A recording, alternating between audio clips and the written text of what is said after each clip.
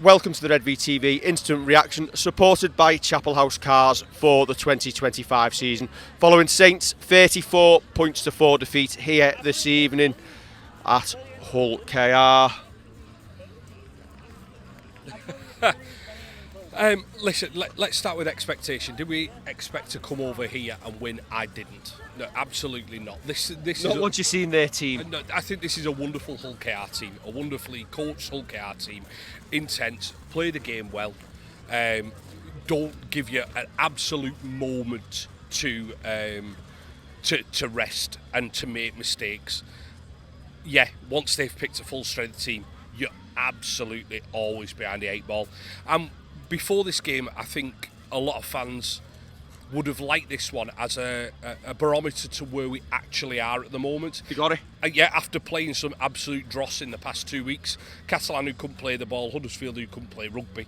I said I wasn't getting carried away with how we played again in them 2 games. We did some good stuff that is right to be lauded, but we've either not been able to do that because Hull KR are that good tonight, or we've come away from that tonight because there were far too many errors. And you can put that down to A, us not being good enough, and B, Hull KR being on a completely different planet rugby league-wise at the moment. Yeah, I think I tweeted at half-time when I posted the half-time score. Schooled. Yep. And listen, we've been the masters of our own downfall a little bit with the amount of errors that we've made early on. And once we started making those errors and Hull KR have come and capitalised on them, as you say, you're not only behind the 8 ball, you've been potted. Well, yeah. They've blocked the pockets up for us, and you've no chance, have you? They've just got all the time that their Pat was on top. I think you go back to, say, the team selection, and a bit perplexed with having just 2 prop forwards on the bench, a replacement hooker and a back. Well, we discussed it on the Redvee TV show this week. How is Noah Stevens not getting a place in that team in the 17? Because we've got a couple of players in that team who are dross, and we were saying it. I'm sorry, but is Moses and Bai deserving anywhere near that 17? Whether we've been winning, losing, or whatever in the last few weeks, what's he doing to keep his place? And that's not bagging him tonight, because you could bag the yeah. There's quite a few players that you can absolutely level that at. At least Noah's out there getting some good running on the pitch now. Yeah. This is not. It's been a waste. Not a wasted journey. I think that when you look at the back on the bench, it's obviously justified when you end up having to bring him on for your fullback who's got a knee problem in the first half. Now, if that's the case, why are we risking players? Why are we risking players with knocks? Percy's come off and we've ended up with Darryl Clark as a makeshift centre. Why are we risking people? I know we want to play our best team against their best team, but sometimes you've got to fight your battles, and not going with enough strike up front to put a platform for us, again, just makes it so it's an uphill battle. You look at, say, our kicking game tonight, and I'm not bagging George Whitby here, but a lot of his kicks are from deep, are the stuff that Lewis Dodd was getting bagged for, are the stuff that Theo Farge was getting bagged for. He's kicking off his back foot. But exactly, but that's because we've not got enough of a platform going forward.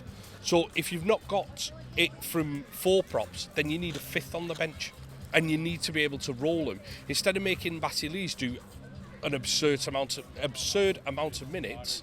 You've got to be able to give him a rest, so his kick chases, his intensity isn't dulled. But you could say you're saying this in hindsight, but we weren't. We were saying this beforehand. Yeah. So my concern is, if we can see it, why are the coaching staff not being able to see it as well? Where's that decision making come from?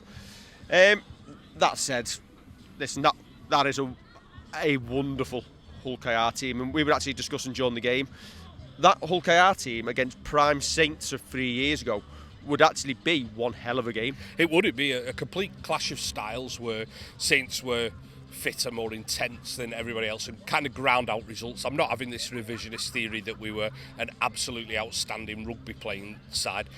Yeah, these do the same, but also they've got then the added bonus of having the likes of Mikey Lewis who can make things happen. I always think Jack Broadbent has a great game against us. Arthur Morg's just slotted in here like he's been playing here for 5 years.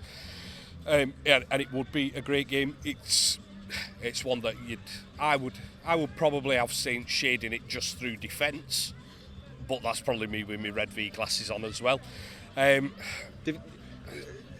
Yeah, I've watched that Hull KR team tonight, and they're an absolute joy to watch. Listen, I've come away from some Saints games this year, Warrington away, when I've been absolutely scathing of us in terms of effort, just everything, and I felt we've been truly awful. But there's at times tonight where we've just been absolutely battered by a team who, unfortunately, in this point in the cycle, are just a far better team than us. Yeah, they are. They really are. And I think Martin James, who comments on our YouTube videos, and I love reading his comments usually as a neutral, as a Leeds fan as he is, he was saying if you came here tonight and at least had a valiant defeat, you can kind of put up with it. I think that's where I'm kind of struggling a little bit. Yeah, I'm not taking anything away from Hull KR at all, but I feel like we kept on just shooting ourselves in the foot at moments. Hull KR have probably caused that. But could we be better? Yeah, we can. Are we as good as them? Absolutely not. Our defensive... I was going for the ball. A little glimpse in my eye. Our defensive edge defence tonight, we seem to deliberately be trying to like shoot out and block it off, and we're relying on our the speed of Tristan Taylor to be able to get back and cover. But at times it made us look like we were all at sea. Yeah, it did. And even on the other side, like with Dion and Lewis, I think Lewis Murphy didn't necessarily have a bad game, but Dion's first half was mixed. Not a happy time for him. And I think both edges you could probably say the same about. I think they've obviously targeted young George Whitby as well defensively. And it's not been a good night for us. The other side of that, and it was a conversation that we were having with neutrals, was they were watching us and they're saying, well, who's starting your sets and bringing them out? Like Wigan have like Liam Marshall, they've got Joe Bair just carrying off. Who's starting our sets now? Because Lewis Murphy isn't making many metres from deep. Tristan Taylor, I'm sorry, tonight was absolutely non-existent in that game. Got no ball, just passenger on that wing tonight. And I think in games like this, it shows. It's all right being able to be a one-trick pony against the likes of Huddersfield, etc. But against class opposition, you need, especially your marquee overseas players, to be doing things, and he was out the game. Dion Cross didn't offer much bringing the ball out. You're relying on Percy to do your heavy carries, aren't you? You are.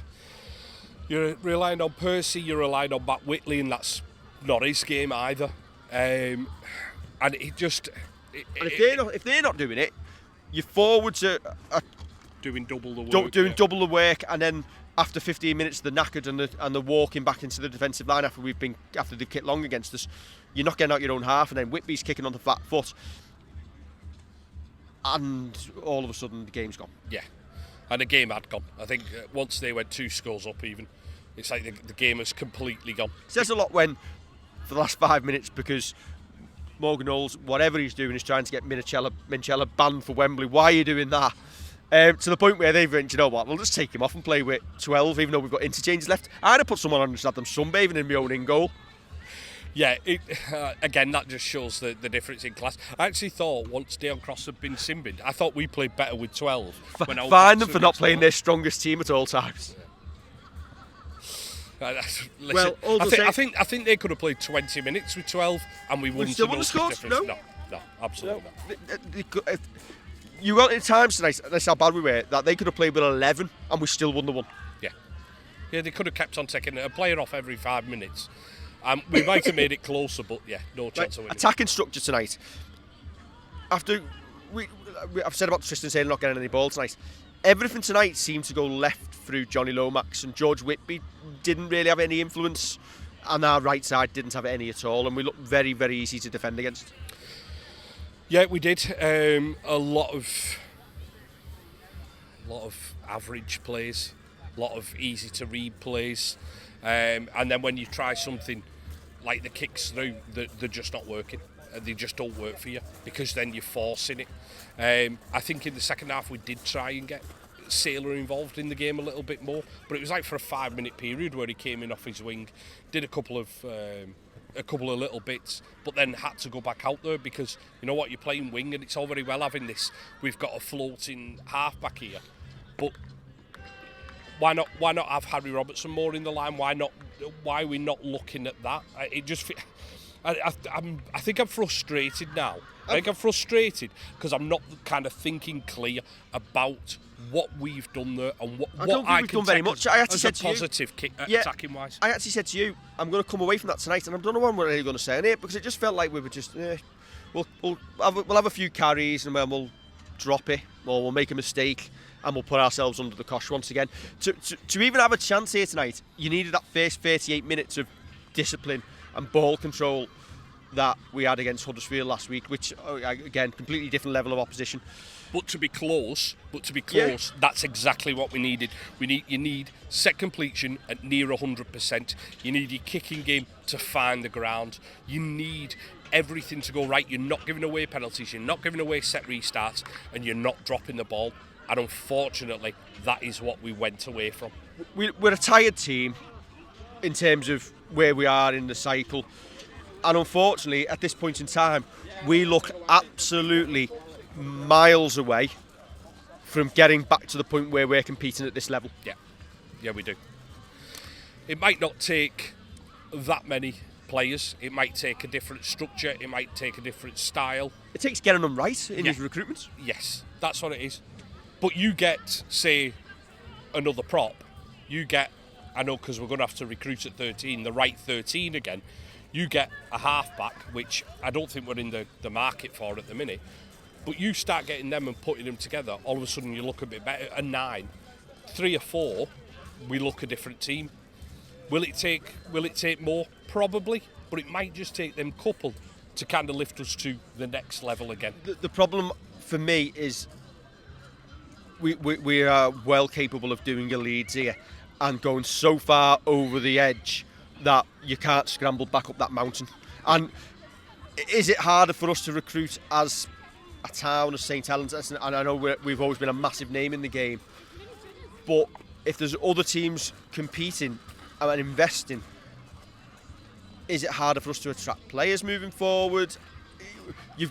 We've got to be very, very careful over the next year or two that we're at the bottom of where we are, because if we go worse, get worse, it's a long way back. Yeah, I don't think necessarily. I mean, you think of geography-wise. I mean, look at Tristan Sailors living over in Manchester. There's no problem with that. You get people travelling over from Yorkshire every week to play for Saints. There's no problem with that. But because of where we've been and because of the contracts that we've given out, we are then struggling salary cap-wise to then bring in players who are good value for money. And that's what we need to do. It is all about getting good value for money. Paying, and people always say, oh, we're trying to do it on the cheap. Of course we are. It's a salary cap sport. You want to pay... But we're spending cap. Yeah, but... Just badly. But you want to pay the least you can for the best you can. So you want a Jamie Lyon on 70 grand a year. You don't want him on 200 grand a year, so all that salary cap's... You don't want a marquee overseas signing who you signed to play in the halves or a fullback ended up on the wing.